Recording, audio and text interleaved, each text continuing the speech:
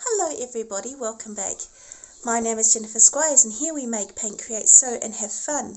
Right, so anybody who works retail over the Christmas and holiday period knows it sucks. It sucks monkey nuts to the highest degree. It brings out the worst in people. And sometimes the best, but most of the time you'll see the worst in people. So every year, to help my husband alleviate his stress of having to work retail over the holiday period, we build him a gingerbread house kit for him to smash or blow up or set on fire.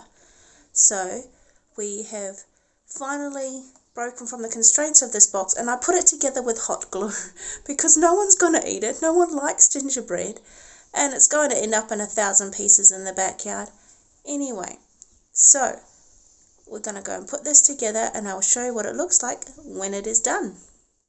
Okay, here is our little gingerbread house to smash and destroy because working Christmas sucks. So this will be up to my husband on how this little house meets its demand.